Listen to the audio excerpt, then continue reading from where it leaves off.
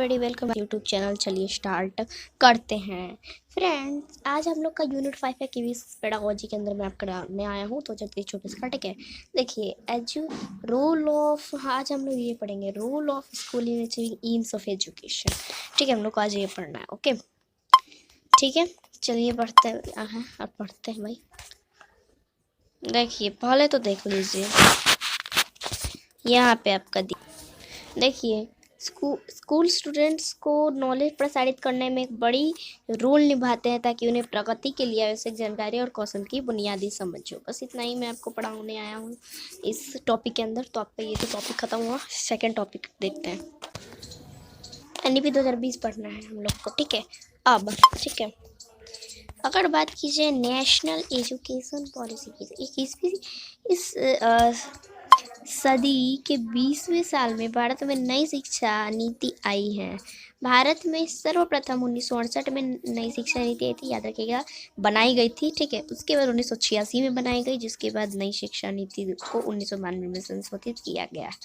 लगभग 34 साल बाद 2020 में पूर्ण न्यू एजुकेशन पॉलिसी को लेकर अहम बदलाव किए गए हैं, जिसमें एजुकेशन रिलेटेड बहुत से रूल्स में बदलाव किया गया है। वहीं हाल ही में ह्यूमन संसाधन प्रबंधन मिनिस्ट्री ने एजुकेशन पॉलिसी में बदलाव के साथ साथ अपने मिनिस्ट्री का नाम भी बदल दिया है।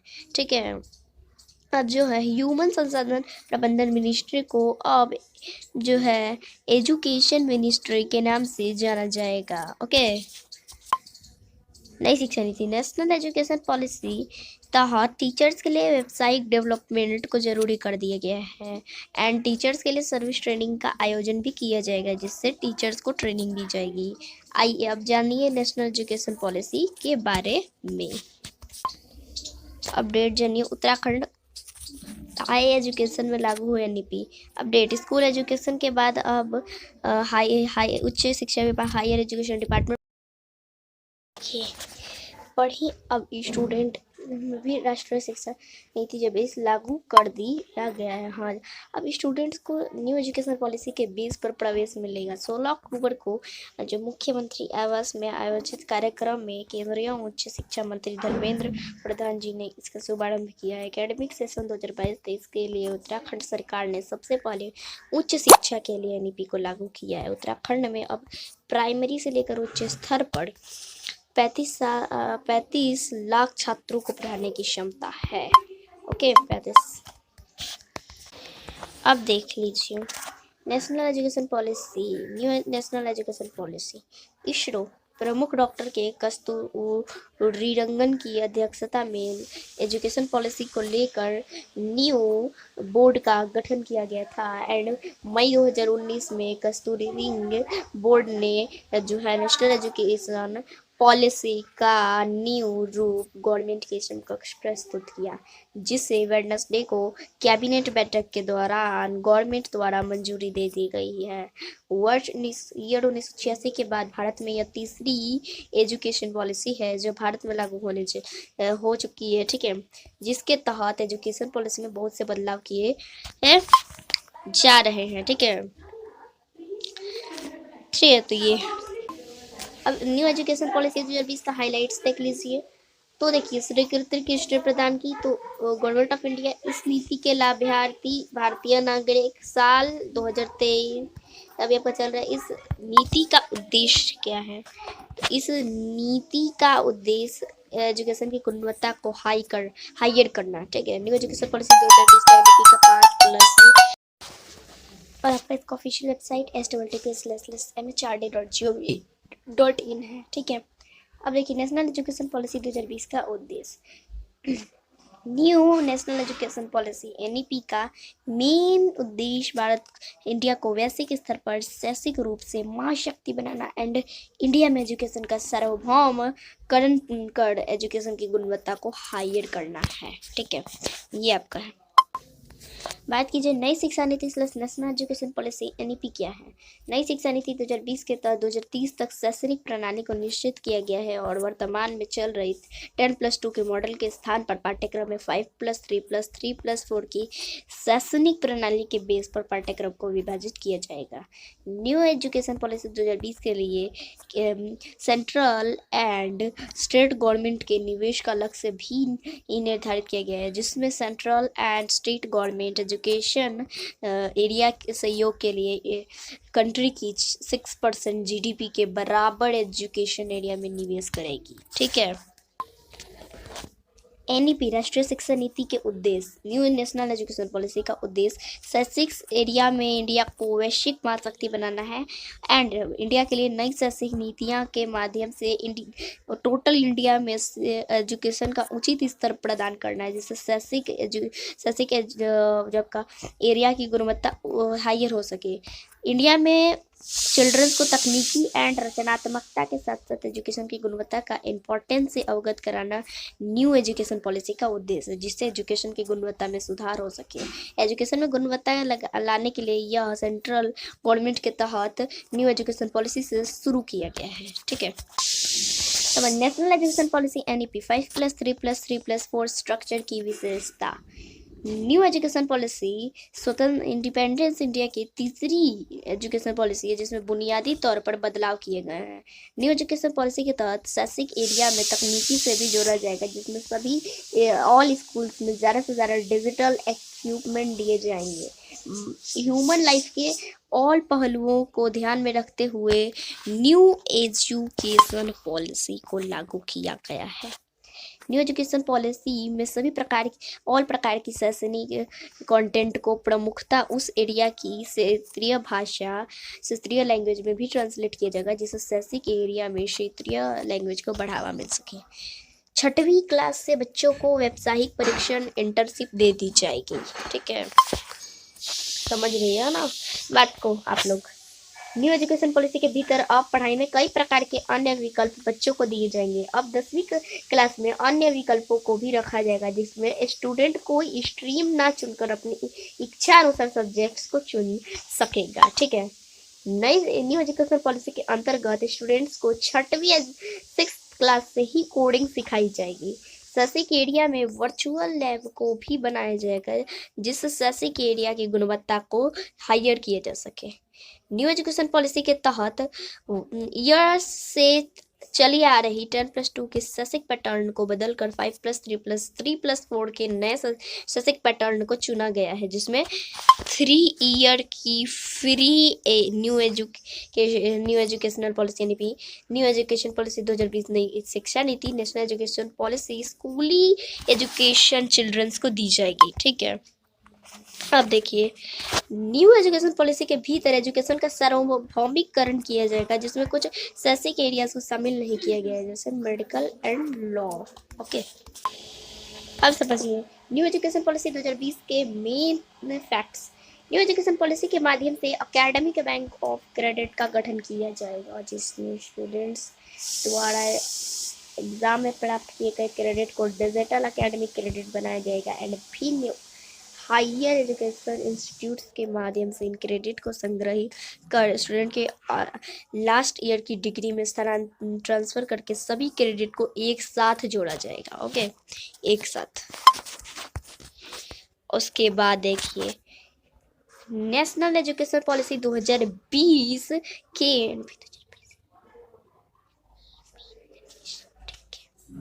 के अंतर्गत शैक्षिक पाठ्यक्रम को लचीला बनाए जाने की हर संभव कोशिश की जा रही है। यदि कोई स्टूडेंट किसी शैक्षिक कोर्स में रुझान न रखे के रीज़न उस शैक्षिक कोर्स के बीच में दूसरा कोर्स पढ़ना चाहता है, तो वह अपने पहले कोर्स से निश्चित समय अवधि तक रुककर दूसरा कोर्स ज्वाइन कर सकता है। न्यू एजुकेशन पॉलिसी के तहत 2030 तक हर जिले में हायर एजुकेशन इंस्टीट्यूट का निर्माण किया जाना न्यू एजुकेशन पॉलिसी के भीतर सम्मिलित है। न्यू एजुकेशन पॉलिसी के भीतर 2040 तक सभी ऑल हायर एजुकेशन इंस्टीट्यूट्स को बहु विषयक शैक्षिक पाठ्यक्रम संस्था इंस्टीट्यूट बनाने का उद्देश्य रखा गया है। ओके, रखा गया है। ओके, अब देखिए न्यू एजुकेशन पॉलिसी के भीतर ग्रेजुएशन कोर्स को 3 से 4 साल तक बढ़ा जा सकता है, जिसमें स्टूडेंट्स को बहुविकल्प प्रदान किए जाएंगे। इन ऑल बहुविकल्पों के उचित जो सर्टिफिकेट के अनुसार, प्रमाण पत्र के अनुसार स्टूडेंट्स को डिग्री दी जाएगी। एग्जाम्पल, यदि कोई स्टूडेंट 1 साल के लिए 1 ईयर के लिए ग्रेजुएशन कोर्स की पढ़ाई करता है तो उसे केवल 1 ईयर की पढ़ाई का ही एक सर्टिफिकेट दिया जाएगा एंड 2 ईयर बाद उससे एडवांस डिप्लोमा का सर्टिफिकेट दिया जाएगा एंड 3 ईयर बाद उचित प्रमाणों के बेस पर उसे डिग्री दी जाएगी। अंत में 4 ईयर के बाद स्टूडेंट को बैचलर डिग्री के साथ साथ रिसर्च की डिग्री भी दी जाएगी। ठीक है, ये बात है। उसके बाद समझिए, national testing agency all higher education institutes में स्टूडेंट्स के प्रवेश के लिए जनरल एंड एग्जाम को आयोजित करेगी, जिस एजुकेशन का स्तर बनाया जा सके। न्यू एजुकेशन पॉलिसी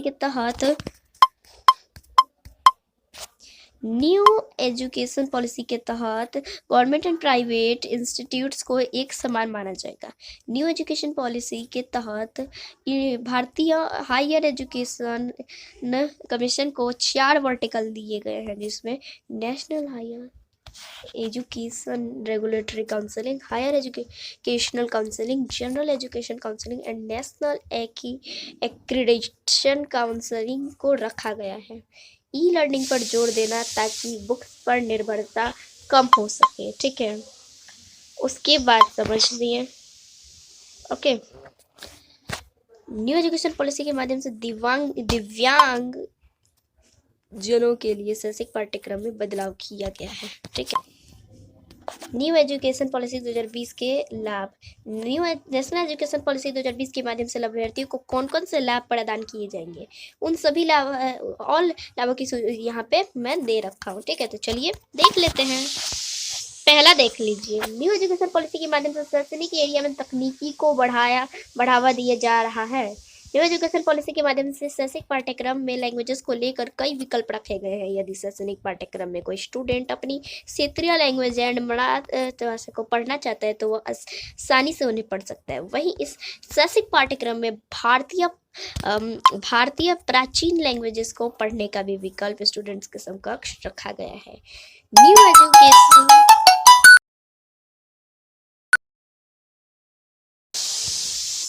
देखिए, न्यू एजुकेशन पॉलिसी में 2020 तक प्राथमिक स्कूल्स में क्लास 3 तक के ऑल स्टूडेंट्स के लिए संज्ञानात्मक नॉलेज एंड साक्षरता को प्राप्त करने के लिए एक नेशनल मिशन की योजना तैयार की जाएगी। हेल्थ पॉलिसी के तहत स्टूडेंट्स के हेल्थ पर भी ध्यान दिया जाएगा, जिसके साथ स्टूडेंट्स के लिए हेल्थ कार्ड भी बनाए जाएंगे। ठीक है, न्यू एजुकेशन पॉलिसी के माध्यम से टीचर्स को टाइम पर उनके वर्क प्रदर्शन के बेस पर प्रमोशन को भी रखा गया है। न्यू एजुकेशन पॉलिसी 2030 तक अध्यापन के लिए बीएड की डिग्री को 4 वर्ष की न्यूनतम डिग्री योग्यता एलिजिबिलिटी में सम्मिलित कर दिया गया है। यानी 2030 तक बीएड का कोर्स 4 साल का हो चुका है। ठीक है, न्यू एजुकेशन पॉलिसी के भीतर हायर एजुकेशन से रिलेटेड एमफिल की डिग्री को भी ख़त्म किया जा रहा है। नेशनल टीचर एजुकेशन परिषद ईयर 2022 तक टीचर्स के लिए व्यावसायिक मानक को विकसित करेगी एंड एनसीईआरटी के परामर्श पर टीचर्स की एजुकेशन के लिए नेशनल लेवल पर शैक्षिक पाठ्यक्रमों की चर्चा की कंटेंट को भी तैयार किया जाएगा। ठीक है, स्टूडेंट्स को जिस एरिया में अधिक रुचि है, जैसे गेम, आर्ट्स, बॉक्सिंग आदि में स्टूडेंट्स को बढ़ावा दिया जाएगा। न्यू एजुकेशन पॉलिसी में शैक्षिक पाठ्यक्रम के साथ साथ उनके कौशल पर विशेष ध्यान केंद्रित किया जाएगा। वहीं मेन सिलेबस में भी एक्स्ट्रा करिकुलर एक्टिविटीज़ को शामिल किया जा रहा है। स्टूडेंट्स पर पढ़ाई का बोझ कम करने के लिए हर संभव कोशिश न्यू एजुकेशन पॉलिसी में की गई है, जिसमें पढ़ाई को आसान बनाने के लिए आर्टिफिशियल इंटेलिजेंस सॉफ्टवेयर का इस्तेमाल शैक्षिक पाठ्यक्रम में किया जाएगा। ठीक है, स्टूडेंट्स पर बोर्ड एग्जाम्स का बोझ कम करने के लिए बोर्ड एग्जाम्स की बोर्ड परीक्षा एग्ज़ाम्स की फ्रेमवर्क को भी जिसमें जाएगा, जिसमें एक साल में 1 ईयर में 2 बार स्टूडेंट्स की एग्ज़ाम्स की जाएंगी। स्टूडेंट्स को ऑफलाइन क्लासेस के साथ ऑनलाइन माध्यम से भी पॉलिटेक्निक कोर्स उपलब्ध करवाए जाएंगे। महाविद्यालयों के यूनिवर्सिटी की स्वायत्तता 15 ईयर्स में समाप्त हो जाएगी एंड क्रमिक से हेल्प प्रदान करने के लिए एक चरणबद्ध प्रणाली की स्थापना भी की जाएंगी। ओके, उसके बाद देखिए कंट्री के बड़े इंस्टीट्यूट जैसे IIT एंड IIM के लिए वैसे के स्टेज पर मानकों हेतु बहु विषयक एजुकेशन एंड अनुसंधान यूनिवर्सिटी की स्थापना भी नई न्यू एजुकेशन पॉलिसी के अंतर्गत कराई जाएगी। वही कानूनी एंड चिकित्सा एरिया को छोड़कर हायर एजुकेशन एरिया के लिए एक कल निकाय के रूप में भारतीय हायर एजुकेशन कमीशन का गठन किया जाएगा। शैक्षिक पाठ्यक्रम का किया जाएगा। शैक्षिक पाठ्यक्रम को इवोल्यूशन करने एंड उसे तकनीकी माध्यम से जोड़ने के लिए नेशनल शैक्षणिक प्रौद्योगिक मंच की एक स्वायत्त निकाय की स्थापना की जाएगी, जिससे एजुकेशन एंड प्रशासनिक एरिया में स्वतंत्र इंडिपेंडेंस रूप से जो है आपका आदान प्रदान संभव हो सके। ठीक है,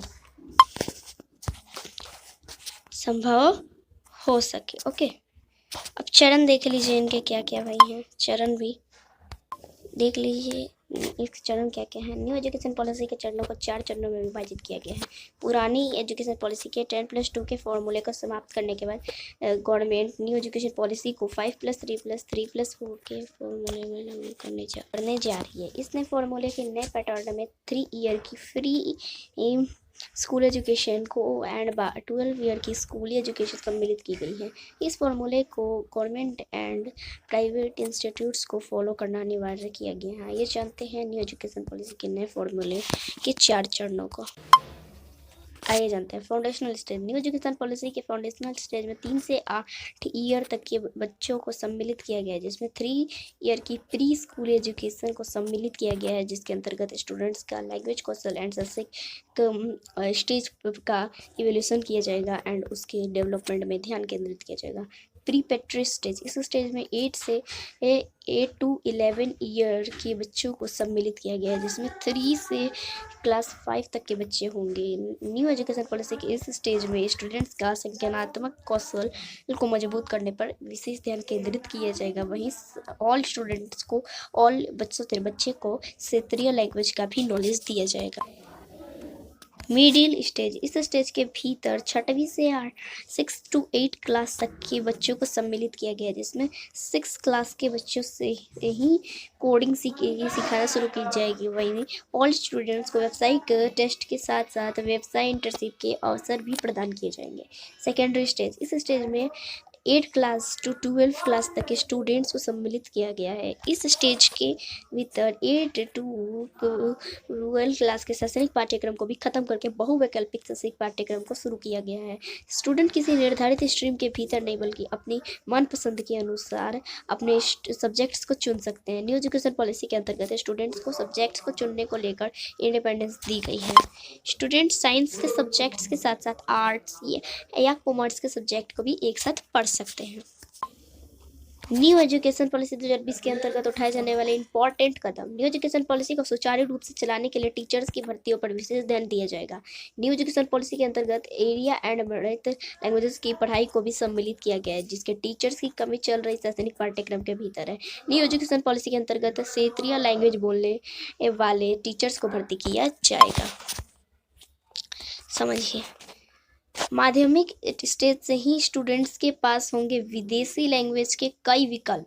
न्यू एजुकेशन पॉलिसी के भीतर माध्यमिक स्टेज से ही स्टूडेंट्स के पास विदेशी लैंग्वेज के कई विकल्पों को रखा जाएगा, जिसमें स्टूडेंट माध्यमिक स्टेज से French, Chinese, Japanese, Spanish and German आदि तमाम प्रकार की विदेशी लैंग्वेजेस का नॉलेज प्राप्त कर सकते हैं। न्यू एजुकेशन पॉलिसी के भीतर इंडिया की एजुकेशन को वैश्विक स्टेज पर मजबूत बनाने के लिए इस प्रकार के प्रयासों को किया जा रहा है। उसके बाद है मराठी भाषा एंड क्षेत्रीय लैंग्वेज सम्मिलित किया जाएगा शैक्षणिक पाठ्यक्रम में। न्यू एजुकेशन पॉलिसी के भीतर मराठी भाषा क्षेत्रीय लैंग्वेज को भी सम्मिलित किया जाएगा। 2020 की न्यू एजुकेशन पॉलिसी के अंतर्गत 5 क्लास तक के स्टूडेंट्स को उनकी मृत लैंग्वेज एंड क्षेत्रीय लैंग्वेज पढ़ाने का प्रावधान भी रखा गया है, जिसमें पाठ्य बुक से लेकर बोलचाल तक क्षेत्रीय लैंग्वेजेस को सम्मिलित किया जाएगा। न्यू एजुकेशन पॉलिसी के अंतर्गत क्लास 1 से ही स्टूडेंट्स को 2 से 3 प्रकार की लैंग्वेजेस सिखाई जाने शुरू की जाएगी एंड एजुकेशन के बोझ को कम किया जा सके एंड एजुकेशन की गुणवत्ता हर तरह से हायर की जा सके। यदि पाठ्य बुक्स को शैक्षिक लैंग्वेज में ट्रांसफ़र किया जाता है तो स्टूडेंट उसे आसानी से समझ सकते हैं। ठीक है। वोकेशनल पढ़ाई पर मुख्य जोर। न्यू एजुकेशन पॉलिसी के भीतर वोकेशनल पढ़ाई पर विशेष ध्यान केंद्रित किया गया है क्योंकि हमारे कंट्री में वोकेशनल पढ़ाई करने वाले स्टूडेंट्स का प्रतिशत 5% से भी कम है। न्यू एजुकेशन पॉलिसी के भीतर 2025 के अंत तक इस प्रतिशत को 50% तक पहुंचाने का लक्ष्य निर्धारित किया गया है, जिसमें ऑल स्टूडेंट्स को वोकेशनल पढ़ाई कराई जाएगी। वोकेशनल पढ़ाई के भीतर बागवानी, मिट्टी के बर्तनों को बनाना, बिजली का वर्क एंड लकड़ी का वर्क सिखाना आदि वर्क सम्मिलित किए गए हैं। न्यू एजुकेशन पॉलिसी के भीतर 6 क्लास to 8 क्लास तक के स्टूडेंट्स को वोकेशनल पढ़ाई कराई जाएगी। ठीक है। अब देख लीजिए इसका ये क्या है। नए कौशलों के सम्मिलित किए जाएंगे प्रशासनिक पाठ्यक्रम। न्यू नेशनल एजुकेशन पॉलिसी के भीतर स्टूडेंट्स का पढ़ाई के साथ साथ में कौशल का डेवलपमेंट भी किया जाएगा, जिसमें न्यूनतम क्लास से ही बच्चा चिल्ड्रंस को योग, म्यूजिक, डांस, गेम एंड मूर्ति कला आदि सब्जेक्ट्स में प्रशिक्षण दिया जाएगा ताकि स्टूडेंट पढ़ाई के साथ साथ अन्य प्रकार के कौशलों में भी निपुण हो पाए। अब है कि नेशनल एजुकेशन पॉलिसी के माध्यम से स्टूडेंट्स के लिए निर्णय। न्यू एजुकेशन पॉलिसी के माध्यम से बताया गया कि स्टूडेंट्स के लिए होमवर्क एंड स्कूल बैग्स का वेट कम किया जाएगा। जो स्टूडेंट 1 to 10 की क्लास में पढ़ते हैं उनकी स्कूल बैग का वजन उनका वेट उनके 10% होना चाहिए। स्टूडेंट्स को केवल आवश्यक बुक्स को लेकर ही स्कूल जाना होगा। स्टूडेंट्स के बैग का वेट चेक करने के लिए स्कूल्स में डिजिटल एक मशीन लगाई जाएंगी जिससे स्टूडेंट्स के बैग का वेट चेक किया जाएगा। स्टूडेंट्स को स्कूल बैग लाने में किसी भी प्रकार की परेशानी नहीं होनी चाहिए। ठीक है। अब बात करिए national education policy syllabus 2020। National education policy पाठ्यक्रम में क्या बदलाव हुए हैं वो सभी बता देता हूँ। ठीक है, क्या हुए हैं देखिए। क्लास 3 to 5 तक के स्टूडेंट्स को प्रतिदिन 2 आवर्स का गृह वर्क दिया जाएगा। क्लास 6 to 8 क्लास के विद्यार्थियों को 1 घंटे का होमवर्क दिया जाएगा। ठीक है। क्लास 9 to 12 तक के स्टूडेंट्स को 2 घंटे का होमवर्क दिया जाएगा। ठीक है। स्टूडेंट्स का बैग उनके वेट से केवल 10% अधिक होना चाहिए। जो स्टूडेंट LKG UKG में पढ़ते हैं उन्हें कोई होमवर्क नहीं दिया जाएगा। इसके अलावा first class and second class में पढ़ने वाले स्टूडेंट्स को भी गृह कार्य नहीं दिया जाएगा। जब स्टूडेंट्स के लिए बुक्स का चयन किया जाएगा उसके साथ बुक्स के वेट पर भी ध्यान दिया जाएगा। स्टूडेंट्स के लिए विद्यालयों में वॉशरूम एंड पानी की सही सुविधा फैसिलिटी होनी चाहिए। न्यू एजुकेशन पॉलिसी के स्ट्रीम 2020। नेशनल एजुकेशन पॉलिसी के तहत स्टूडेंट्स के पाठ्यक्रम में जो बदलाव किए गए जैसे शारीरिक एजुकेशन,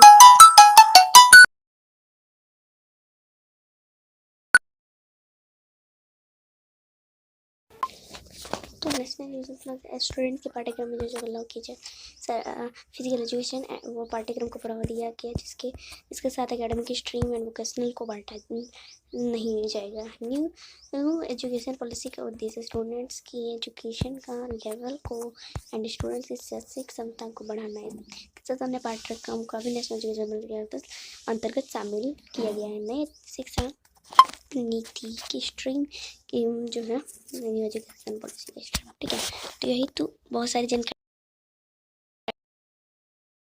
इंट्रोडक्शन फॉर ECCE मानव जीवन के सबसे सबसे पहले 6 ईयर बहुत ही इंपॉर्टेंट ईयर होते हैं, क्योंकि इन 6 ईयर्स में डेवलपमेंट की दर ह्यूमन डेवलपमेंट के किसी भी अन्य चरण की तुलना में अधिक तीव्र होती है। वैश्विक स्तर पर किए गए मस्तिष्क संबंधित अनुसंधान ग्लोबल ब्रेन रिसर्च भी हमें मस्तिष्क के डेवलपमेंट की प्रारंभिक ईयर्स के इंपॉर्टेंस के बारे में बताते हैं। प्रारंभिक बाल्यावस्था देखभाल एंड सेक्स एजुकेशन ECCE आजीवन सीखने के इन बेसिस चरण में एक सक्षम एंड उद्योग एनवायरमेंट की फैसिलिटी के द्वारा स्टूडेंट्स के दीर्घकालिक डेवलपमेंट एंड सीखने के लिए एक सकारात्मक योगदान देता है। बच्चे चिल्ड्रंस को सीखने लिए एक उत्तेजक माहौल प्रदान करने में देखभाल करने वाले माता पिता की रोल इम्पॉर्टेंट होती है, और शुरुआत के 2.5-3 साल तक सीखने के लिए औपचारिक माहौल होने की ज़रूरत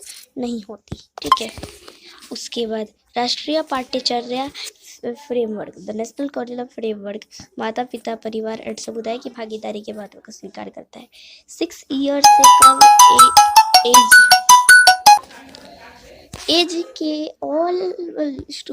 ऑल बच्चों चिल्ड्रंस के लिए यह पाठ्यक्रम रूपरेखा गवर्नमेंट की ECCE दृष्टिकोण को ध्यान में रखकर बनाई गई है, एंड इसका नेशनल प्रारंभिक बाल्यावस्था देखभाल and education policy ECCE policy के साथ गठबंधन भी है।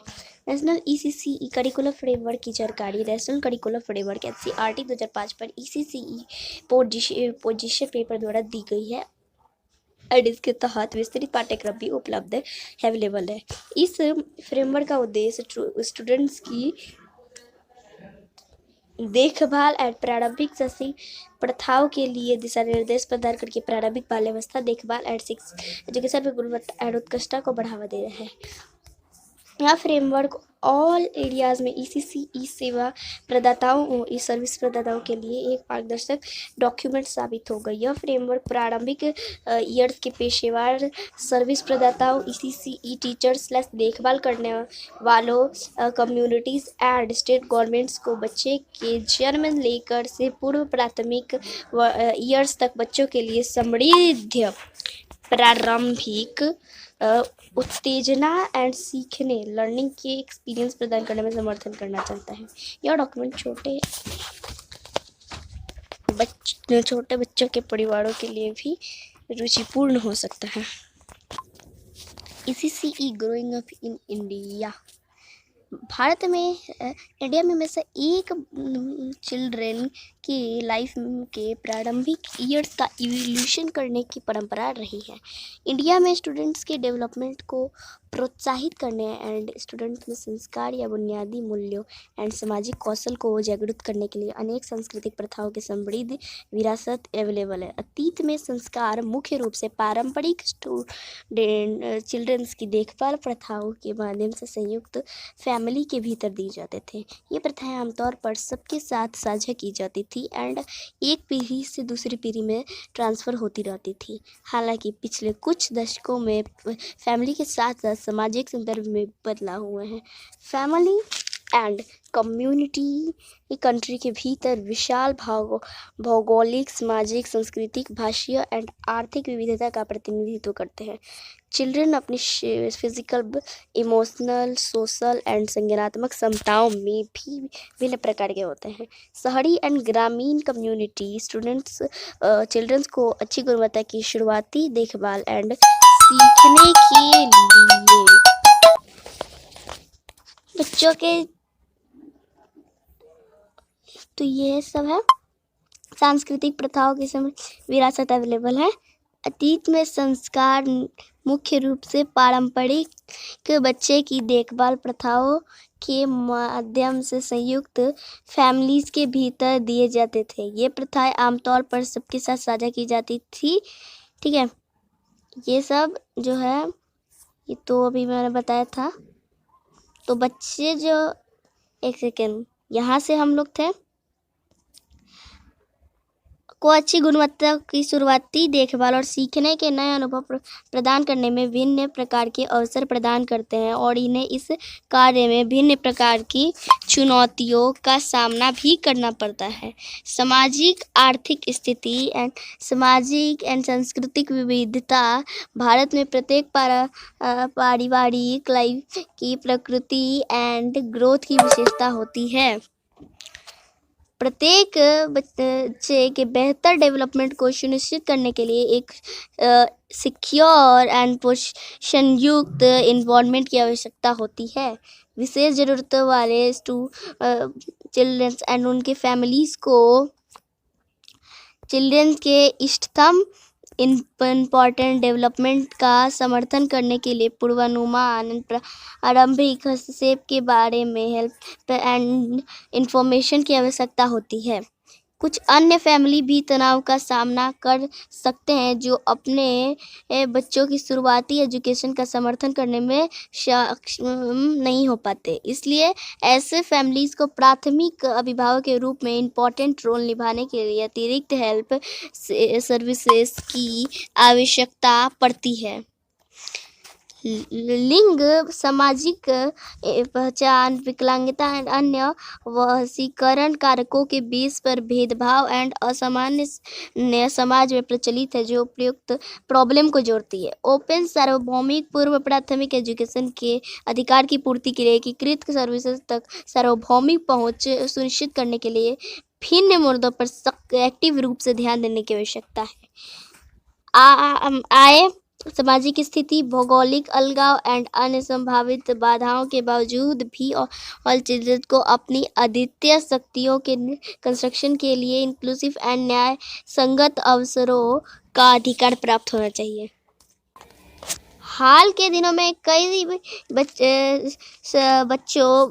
बाल देखभाल केंद्रों, पूर्व स्कूली कार्यक्रमों एंड अन्य समुदाय आधारित प्रारंभिक शिक्षण कार्यक्रमों में घर से बाहर प्रारंभिक एजुकेशन एंड देखभाल प्राप्त कर रहे हैं।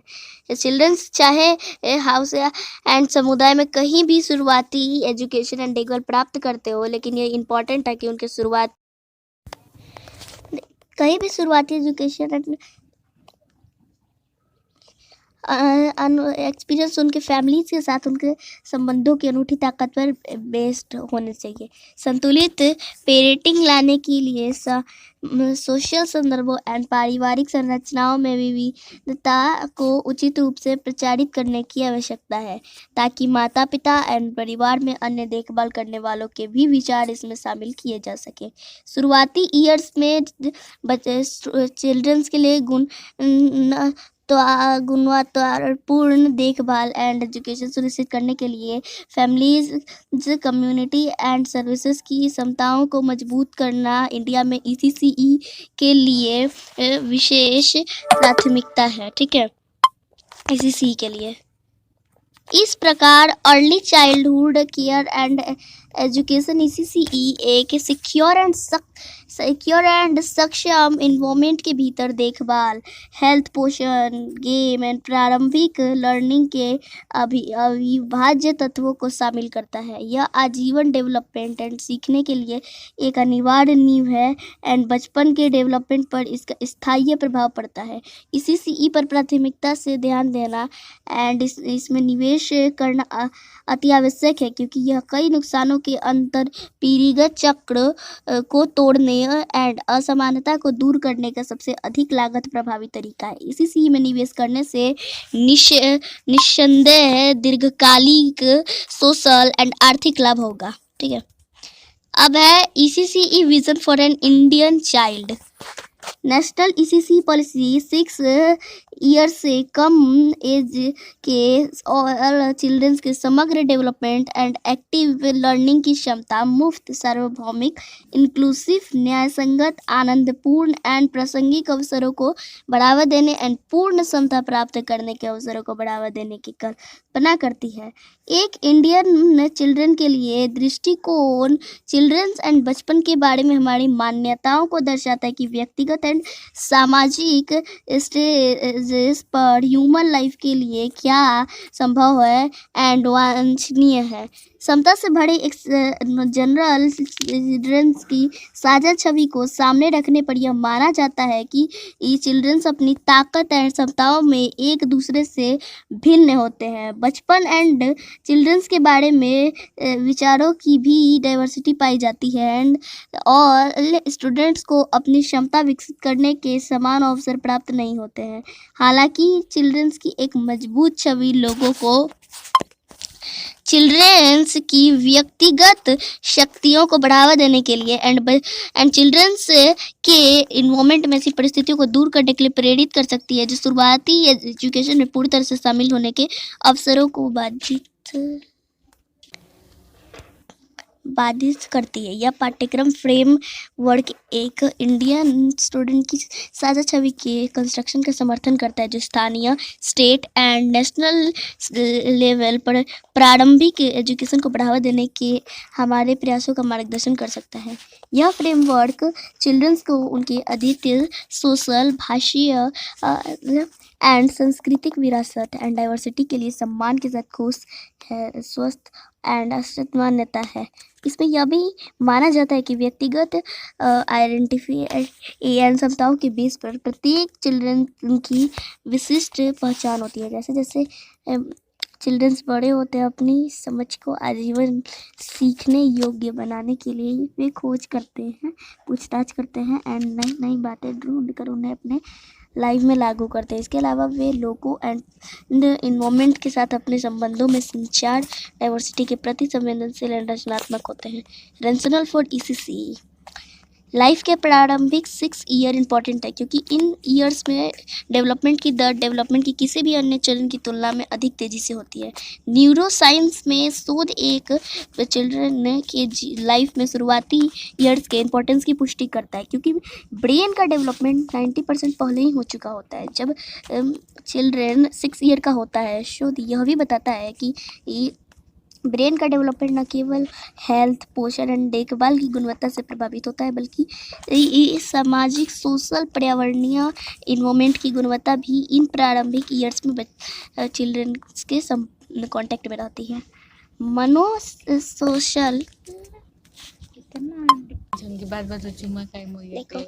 मनोसामाजिक रूप से कमी का इन्वॉल्वमेंट या भावनात्मक उपेक्षा एक चिल्ड्रन के डेवलपमेंट के लिए नेगेटिव रिजल्ट ला सकती है जो फ्यूचर में अपरिवर्तनीय भी हो सकता है। इंडिया में गरीब या हाशिए वाले फैमिलीज़ के चिल्ड्रंस का बहुत बड़ा प्रतिशत है जो उनके लाइफ की संभावना एंड अवसरों के मामले में जोखिम में है। LPCCA सर्विसेज उस अंतर को पाटने में सक्षम है जो बाद के व्यवधानों की तुलना में व्यक्तियों एंड समाज के लिए अधिक पॉजिटिव दीर्घकालिक रिजल्ट पैदा कर सकता है। प्रारंभिक बचपन देखभाल एंड एजुकेशन ECCE आजीवन लर्निंग के इन न्यू ईयर्स में एक सक्षम एंड उत्तेजक इन्वॉल्वमेंट की फैसिलिटी प्रदान करके स्टूडेंट्स के दीर्घकालिक डेवलपमेंट एंड लर्निंग में पॉजिटिव योगदान देता है। इसलिए 6 ईयर की एज तक प्रारंभिक बचपन की निरंतरता के भीतर प्रत्येक उपचरण की योजना के लिए एक फ्रेमवर्क प्रदान करना इम्पॉर्टेंट हो जाता है।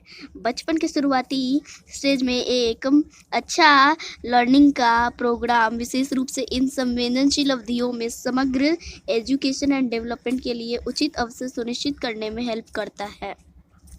विकासात्मक देरी वाले स्टूडेंट्स, विकलांग स्टूडेंट्स एंड जैविक एंड पर्यावरणीय नुकसान का प्रतिकार करके बिगड़े हुए इन्वॉल्वमेंट में पल रहे स्टूडेंट्स के लिए शुरुआती हस्तक्षेप का विशेष इंपॉर्टेंस है क्योंकि प्रारंभिक उत्तेजना के आंसर में प्लास्टिसिटी, घुलनशीलता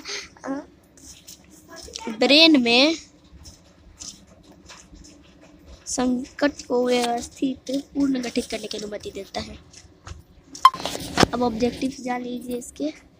बचपन की देखभाल एंड एजुकेशन ईसीसी का उद्देश्य स्टूडेंट की पूर्ण क्षमता के अनुकूलात्मक डेवलपमेंट को सुविधाजनक बनाना एंड सर्वांगीण डेवलपमेंट एंड आजीवन लर्निंग की नींव रखना है, जबकि माता पिता एंड हाउस में बच्चे के कल्याण की मुख्य जिम्मेदारी होती है। कम्युनिटी एंड ईसीसी केंद्रों के बीच एक मजबूत साझेदारी स्टूडेंट की भलाई एंड निम्नलिखित उद्देश्यों को प्राप्त करने के लिए इम्पोर्टेंट होती है। ब्रॉड ऑब्जेक्टिव्स आप जान लीजिए इसका, ठीक है, इसका एजुकेशन प्रोग्राम का, ठीक।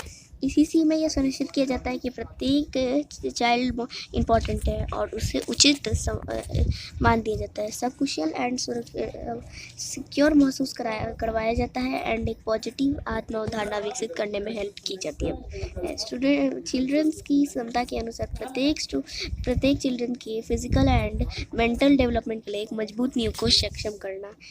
चिल्ड्रंस को अच्छी पोषण दिनचर्या, हेल्थ की आदतों, स्वच्छता, बच्चे को अच्छी पोषण दिनचर्या, स्वास्थ्य की आदतों, स्वच्छता प्रथाओं एंड स्वयं हेल्प कौशल को आत्मसात करने में हेल्प करना। बच्चे की इंद्रियों के डेवलपमेंट एंड एकीकरण को बढ़ावा देना, बौद्धिक क्यूरियोसिटी को बढ़ावा देकर एंड अन्वेषण, टेस्ट एंड प्रयोग करने के अवसर प्रदान करके दुनिया भर में वैचारिक समझ को विकसित करना।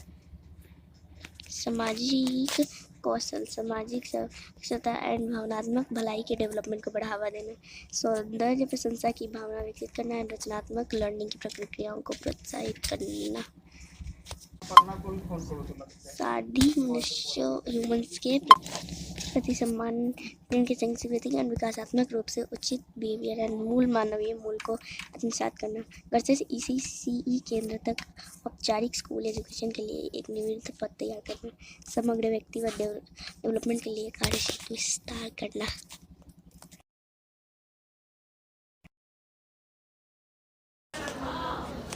देखिए, मेरे कहने का तो सभी परिषदीय विद्यालयों में स्टूडेंट्स को ग्रेड कॉम्पिटेट बनाने का प्रयास किया जा रहा है। इसमें क्लास 1 to 5 तक के स्टूडेंट्स को लैंग्वेज एंड गणित की समझ बढ़ाई जाएगी। ऑल टीचर्स को फाउंडेशनल लर्निंग गोल निर्धारित करने के लिए निर्देशित किया गया है, ठीक है। विद्यार्थी स्टूडेंट अपने क्लास के अनुसार मौलिक समझ रखेंगे। स्कूल एजुकेशन महानिदेशक की ओर से जारी निर्देश में कहा गया है कि ऑल टीचर स्टूडेंट्स की समझ बढ़ाने के लिए प्रयास करें। उन्हें सिर्फ सब्जेक्ट रटवाने या फिर पुस्तकीय नॉलेज देने तक सीमित न रखा जाए।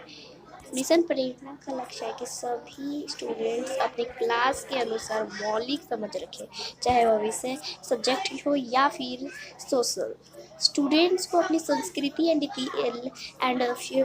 हिस्ट्री की भी मूलभूत इंफॉर्मेशन होनी चाहिए। इसके लिए टीचर्स को चाहिए कि वह स्कूलों में विद्यार्थियों को शैक्षणिक सामग्री भी मुहैया कराए। शासन स्तर से भी इस दिशा में प्रयास किए गए हैं। विद्यालयों को कुछ टूल्स दिए गए हैं जिनका प्रयोग कर चिल्ड्रंस की समझ बढ़ाने की कोशिश की जानी चाहिए। प्रेरक प्रदेश बनाने का संकल्प, देखिए, शासन की ओर से सभी परिषदीय विद्यालयों के टीचर्स को संकल्प दिलाया जा रहा है कि वह अपने प्रदेश को प्रेरक प्रदेश बनाए। इसके लिए संकल्प पत्र भी टीचर्स को भरने हैं। यह भी कहा गया है कि यह एक्टिविटी सिर्फ पेपर्स के लिए नहीं बल्कि जमीनी स्टेज पर बदलाव दिखना चाहिए, ठीक है। बेसिक शिक्षा अधिकारी बोले, बेसिक एजुकेशन मिनिस्टर बोले। Basic education minister Sanjay Kushwaha का कहना है कि प्रेरक प्रदेश की पहली इकाई प्रेरक डेवलपमेंट खंड है। पहले स्कूल को प्रेरक बनाना होगा, उसके बाद डेवलपमेंट खंड स्टेज पर भी आदर्श स्थापित करना होगा। इस दावे की पुष्टि किसी तीसरे दल की ओर से कराई जाएगी। फिलहाल अभी ऑल टीचर्स को अपने स्कूल्स के चिल्ड्रंस को बेहतर एजुकेशन देने के लिए मोटिवेशन एंड निर्देशित किया जा रहा है। संकुलन स्तर पर जब बदलाव होगा तो ज़रूर लाभ मिलेगा। अच्छा प्रदर्शन करने वाले टीचर्स होंगे सम्मानित। आप समझिए, देखिए, प्रेरक ब्लैक के टीचर्स एंड स्टूडेंट्स को सम्मानित भी किया जाएगा। शिक्षण व्यवस्था में सुधार के लिए मोटिवेशन लॉग से ऐप बनाया गया है। इस ऐप पर हिंदी एंड गणित संबंधी इंफॉर्मेशन उपलब्ध कराई गई है। कुछ क्वेश्चन भी हैं, टीचर्स को इन क्वेश्चंस को चिल्ड्रंस से पूछना होगा, उनका प्रैक्टिस भी कराना होगा। ठीक है, अब 5 नहीं बल्कि 3 ईयर से ही बच्चों की पढ़ाई पर फोकस होगा। अब लोग बात करें फाउंडेशनल लिटरेसी एंड न्यूमेरेसी के आपके टॉपिक है। ठीक है, foundational literacy and numeracy FLN के तहत प्री स्कूलिंग को बेहतर बनाया जाएगा। मतलब आंगनबाड़ी में ही चिल्ड्रंस को अक्सर नॉलेज मिल जाएगा। वहीं 3 क्लास तक चिल्ड्रंस को उस लेवल तक पहुंचा दिया जाएगा कि वह वाक्य बनाना सीख जाए और 1000 तक की गिनती कर ले। ठीक है, इस तरह 3 to 9 ईयर की एज तक के चिल्ड्रंस की पढ़ाई पर जोर दिया जाएगा। FLN पर समाहरणालय में कार्यशाला का आयोजन किया जाएगा। इस दौरान DEO प्रबला खेस, TSE इंद्रभूषण सिंह, APO प्रदीप रवानी ने FLN की बारीकियों से सबको अवगत कराया। बताया गया कि विभिन्न विभागों के साथ समन्वय बनाकर कार्यक्रमों मौके पर जिला कल्याण पदाधिकारी, सिविल सर्जन सहित अन्य मौजूद थे। फ्रेंड वो नाम को मत मानिएगा, इसी को मान लीजिएगा। ठीक है, चलिए आगे देखते हैं। तीसरी तक हर चाइल्ड बुनियादी नंबर नॉलेज में बनेगा निपुण। ठीक है, अब देख लीजिए, 3 क्लास तक हर चाइल्ड पढ़ने लिखने व बुनियादी नॉलेज ज्ञान के लेवल को प्राप्त कर ले। चिल्ड्रंस को हेल्थ बेहतर रहे एंड वे प्रभावी संवाद में निपुण बने, यही कोशिश होगी। इसको लेकर चिल्ड्रंस को जोड़े बनाकर कार्य कराना, प्रोजेक्ट कराना, प्रश्नोत्तरी, रोल प्ले, मौखिक लिखन प्रस्तुतिकरण जैसी एक्टिविटीज में शामिल किया जाएगा। ठीक है, फिजिकल डेवलपमेंट, ग्रोथ, क्रिएटिविटी, अपनी भावनाओं को समझना, अभिव्यक्त करना एंड एक दूसरे के साथ मिलकर वर्क करने जैसा भावना पैदा की जाए। ओके, उसके बाद लैंग्वेज एंड साक्षरता पर ऐसे किए जाएंगे कार्य। न्यू एजुकेशन पॉलिसी के अंतर्गत FLN कार्यक्रम में बच्चों में प्रवाह एंड सटीकता के साथ 45 से 60 शब्द प्रति मिनट पढ़ पाने की क्षमता विकसित की जाएगी। दैनिक जीवन से जुड़े प्रश्नों का उत्तर देना, 3-4 वाक्यों वाले पैराग्राफ पढ़कर क्वेश्चंस के आंसर देने, सिखाए गए अक्षरों की आइडेंटिटी, सरल सेंटेंस वाले वर्ड्स को सटीकता के साथ पढ़ पाने की समझ पैदा की जाएगी। फ्रेंड्स, आपका लास्ट टॉपिक नहीं होगा। एग्ज़ाम, आगे के एग्ज़ाम्स के लिए आप लोग एक टॉपिक ले सकते हैं। ठीक है, सो फ्रेंड्स, अब आपका टॉपिक हुआ समाप्त। बढ़ते हैं क्वेश्चंस की तरफ। अब हो गया आपकी क्वेश्चन आंसर। तो फ्रेंड्स, इसमें आपका 10 क्वेश्चन से बात करो ना, फिजिकल वाला नहीं हुआ। ठीक है, तो फ्रेंड्स वही नहीं हुआ तो 10 क्वेश्चन आपको आगे के एग्जाम्स के लिए मिल जाएंगे। ठीक है, चलिए स्टार्ट करते हैं। तो पहला क्वेश्चन है, मूलभूत एजुकेशन के लिए लर्निंग के इस रिजल्ट्स को 3 विकासात्मक लक्ष्यों में विभाजित किया गया है। बच्चे चिल्ड्रंस शामिल शिक्षार्थी बन जाते हैं एंड अपने तत्काल इन्वॉल्वमेंट से जुड़ जाते हैं। IL चिल्ड्रंस अपने गुड हेल्थ एंड तंदुरुस्ती को बनाए रखते हैं। HW ठीक है, बच्चे चिल्ड्रंस निष्क्रिय एजुकेशन दिखाते हैं क्योंकि वे प्रतिदिन नहीं करते हैं। EL चिल्ड्रंस प्रभावी संचालक बन जाते हैं। EC तो एक होगा एवं 3, 2, 3 एंड 4, 2 एंड 4, 1, 2 एंड 4। ठीक है, तो आपका सही होगा 1, 2 एंड 4, मतलब 1, 2 एंड 4 नंबर होगा कि पहले बच्चे शामिल शिक्षार्थी बन जाते हैं और अपने तत्काल वाला HW, IL और EC। ओके, PL नहीं होगा। FLN मिशन द्वारा कार्यान्वित किया जाएगा। विदेश मंत्रालय MEA शिक्षा मंत्रालय MOE, नीति आयोग या स्वास्थ्य और परिवार कल्याण मंत्रालय MOHFW। तो शिक्षा मंत्रालय MOU। FLN मिशन शिक्षा मंत्रालय द्वारा कार्यान्वित किया जाएगा। अब पूछा है FLN के अनुसार किस प्रकार की पेडागोजी की सिफारिश की गई है? पूछताछ बेस्ड पेडागोजी, रचनावादी पेडागोजी, चिंतनशील पेडागोजी या खिलौना बेस्ड पेडागोजी? आपका हो जाएगा खिलौना बेस्ड पेडागोजी। FLN के अनुसार प्रारंभिक मैथ के प्रमुख पहलू और घटक है पूर्व नंबर अवधारणाएं, बीज मैथ, माप, शेप एंड स्थानिक समझ। 1 2 3 2 4 1 3 4 2 3 कौन सा सही है? तो 1 3 एंड 4 मतलब कि पूर्व नंबर अवधारणाएं, बीज गणित और जो माप नहीं होगा शेप एंड स्थानिक समझ। अब आए क्वेश्चन, मूलभूत लैंग्वेज साक्षरता में प्रमुख घटक है मौखिक लैंग्वेज डेवलपमेंट, समझ बूझ कर पढ़ना, पढ़ने की संस्कृति से पढ़ने के प्रति झुकाव, पढ़ना प्रवाह। 1 3 1 2 3 4 3 4 या 1 2 तो 1 2 3 4 मतलब सभी सही है। मौखिक लैंग्वेज डेवलपमेंट, समझ बूझ कर पढ़ना, पढ़ने की संस्कृति से पढ़ने के प्रति झुकाव, पढ़ना प्रवाह सभी सही है। 6th क्वेश्चन है, नेशनल एजुकेशन पॉलिसी 2020 किसकी सिफारिश करती है? बहुभाषावाद की करती है, एक भाषावाद की करती है, करिकुलम का मानकीकरण पे करती है या आकलन का मानकीकरण? तो बहुभाषावाद NEP 2020 आपकी बहुभाषावाद की सिफारिश करती है। ऊपर वाले क्वेश्चन में देखने सही लग रहा था कि बहुभाषावाद होगा, ठीक है।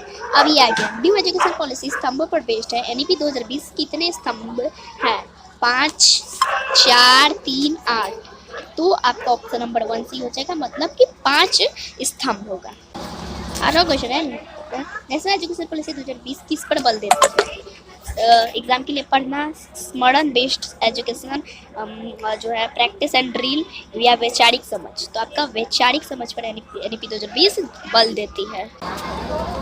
अब देखेंगे, नेशनल एजुकेशन पॉलिसी 2020 किस उपागम के लिए शिक्षण शास्त्रीय बदलाव की अनुशंसा करती है? संरचनावादी, व्यवहारवादी, रटने पर बेस्ड लर्निंग, अवधारणात्मक समझ, अन्वेषण बेस्ड अधिक लर्निंग, ड्रिल एंड अभ्यास यानी प्रैक्टिस लर्निंग के लिए आकलन, लर्निंग का आकलन? तो आपका 2 समझ सही है, मतलब रटने पर बेस्ड लर्निंग, अवधारणात्मक समझ। ओके, लास्ट क्वेश्चन 10वां क्वेश्चन है, नेशनल एजुकेशन पॉलिसी 2020 के अनुसार लर्निंग ब्लैंक होनी चाहिए, कंटेंट अभिमुखी, पाठ्यपुस्तक केंद्रित, प्रयोगात्मक, व्यवहारात्मक? तो आपका प्रयोगात्मक, मतलब नेशनल एजुकेशन पॉलिसी 2020 के अनुसार लैंग्वेज जो है वो आपका प्रयोगात्मक होना चाहिए, ठीक है। तो यही थी, अब आगे देखते हैं। फ्रेंड्स, जितने 50 क्वेश्चन बच गए हैं वो 50 क्वेश्चन आप आगे के एग्जाम्स के लिए ले सकते हैं, ठीक है। और हाँ फ्रेंड्स, आपके 10 ही क्वेश्चन हुए हैं, ठीक है। तो फ्रेंड्स, आपको ये आज की वीडियो कैसी लगी? अगर ये आज की वीडियो अच्छी लगी होगी ये वाली, तो प्लीज़ वीडियो चैनल को सब्सक्राइब करके बेल आइकन को प्रेस करके ऑल पे सेट कर दीजिएगा, ताकि सभी नोटिफिकेशन आपको सबसे पहले मिले। शेयर, कमेंट और लाइक बिना कहे कर दिया करिए। Thank you friends.